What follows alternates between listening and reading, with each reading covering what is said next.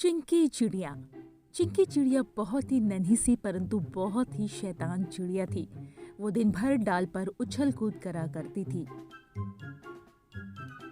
चिंकी, तुम कभी एक जगह नहीं बैठती, इधर उधर फुदकती रहती हो।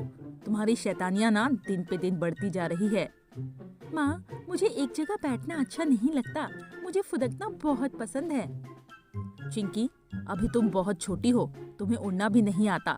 अगर तुम इसी तरह से फुदकती रह जाओगी और चोट लग जाएगी। परंतु चिंकी अपनी शैतानियों से बाज नहीं आती थी। वो आसमान में उड़ना चाहती थी, परंतु माँ की हिदायतों की वजह से वो घोंसले में ही अपने पंखों को फड़फड़ाती रहती थी और उड़ने के सपने देखा करती थी। चिंकी, हाँ, मुझे समझ में आ गया, तुम उड़ना चाहती हो। नीले आसमान में इस डाल से उस डाल से उड़ना चाहती हो। तुम्हारा मन एक जगह नहीं लगता। तुम अपने पंखों से आसमान को छूना चाहती हो। हाँ माँ, आप समझ रही हैं ना, मेरा उड़ने का बहुत मन है। जब आप सब उड़ते हो ना, तो आसमान में तो मेरा मन बहुत करता है। मैं भी अपने पंखों को फैलाकर आसमान की ऊंचाइयों को नाप सकूं, हवा में गोते खा सकूं।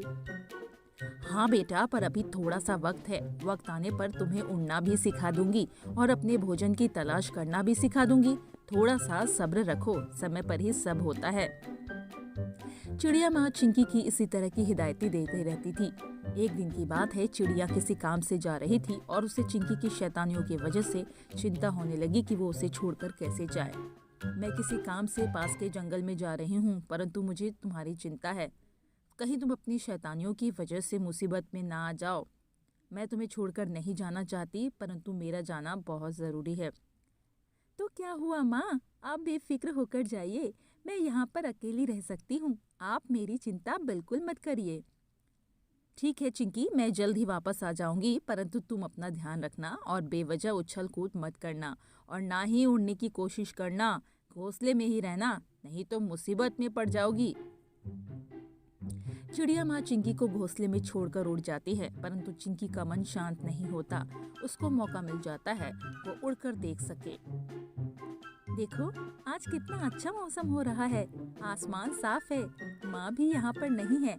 अगर मैं खुद ही उड़ना सीख लूँ तो माँ मुझे उड़ता देखकर बहुत खुश होगी और कहेगी कि मैंने तो तुझे सिखाया ही नहीं और तू तो अपने आप ही सीख गई। चिंकी मौका पाकर घोंसले से उड़ जाती है और उड़ते उड़ते घोंसले से दूर निकल जाती है। अपने घर का रास्ता भूल जाने की वजह से वो शाम होने पर एक डाल पर बैठ जाती है और रोने लगती है। मैं तो अपने घोंसले से बहुत दूर निकल आई हूँ। माँ मेरी चिंता कर रही होगी, परंतु मुझे रास्ता तो पता ही नहीं है। अब मैं घर कैसे जाऊँ? मैंने माँ की बात ना मानकर बहुत बड़ी गलती की। माँ, मुझे माफ कर दो, मुझे आपकी बहुत याद आ रही है। और रोने लगती है। उसका रोना देखकर उसी डाल पर एक कौवा और मादा कौवा रहते थे। उनकी कोई संतान नहीं थी। मादा कौवा को जब उसकी रोने की आवाज़ सुनाई देती है तो वो चिंकी चिड़िया के पास आकर कहती है, अरे बेटा, तुम क्यों रो रही हो? तुम्हें पहले तो यहाँ पर कभी नहीं देखा। तुम्हारी मम्मी कहाँ है? मैंने अपनी माँ की बात नहीं मानी और उनके पीछे से मैं उड़कर यहाँ आ गई और अब मैं अपने घर का रास्ता भूल गई। मुझे अपनी माँ की बहुत याद आ रही है और भूख भी तेज लगी है। अगर मेरी माँ मेरे पास होती तो वो मुझे जरूर कुछ ना कुछ खिला देती। नहीं, अब रोना बंद करो और मुझे अपनी मौसी समझो। रुको, मैं तुम्हारे लिए कुछ लेकर आती हूँ।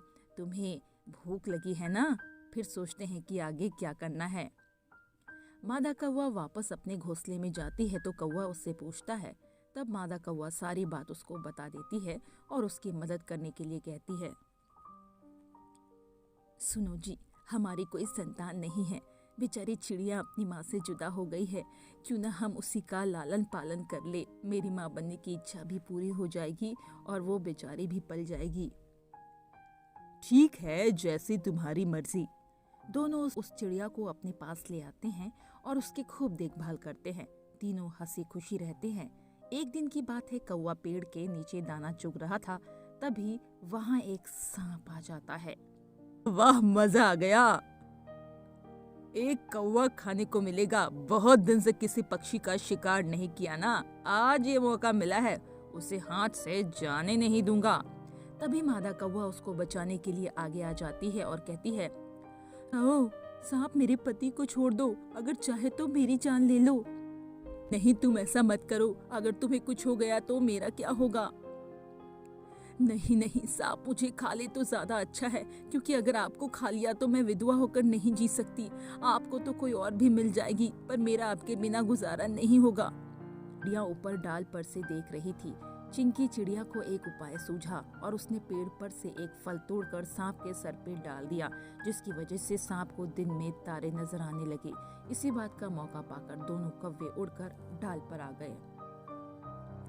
शाबाश बेटा, तुमने हमारी जान बचाई। अब हमारा फर्ज है कि तुम्हें तुम्हारी माँ के पास पहुँचा दिया जाए। बहुत दिन हो गए तुम्हें अपनी माँ से बिछड़े हुए। हाँ, मैं अभी तुम्हारी माँ का पता लगाने निकल जाता हूँ। कौवा उड़कर चिंकी चिड़िया की माँ की खबर ले आता है और मादा कौवा और चिंकी चिड़िया को लेकर चिंकी चिड़िया की माँ के पास पहुँच जाता है। लोग तुम्हारी प्यारी सी बेटी ये हमारे पास उड़कर आ गई थी और रास्ता भटक गई थी। हमने तुम्हें बहुत तलाश करा, पर आप नहीं मिली। आज बड़ी मुश्किल से आपका पता लगा। आपकी बेटी ने आज मेरी सुहाग की भी रक्षा की है। वो बहुत ही बहादुर है और प्यारी भी। कुछ ही दिनों में चिंकी ने हमारा दिल जीत लिया और हमें उससे प्यार हो गया। ये आपकी अमानत है, इसीलिए हम इसे आपके पास लेकर आ गए। हाँ, चली गई थी। मैंने तुम्हें कहाँ कहाँ नहीं ढूंढा, पर तुम नहीं मिली।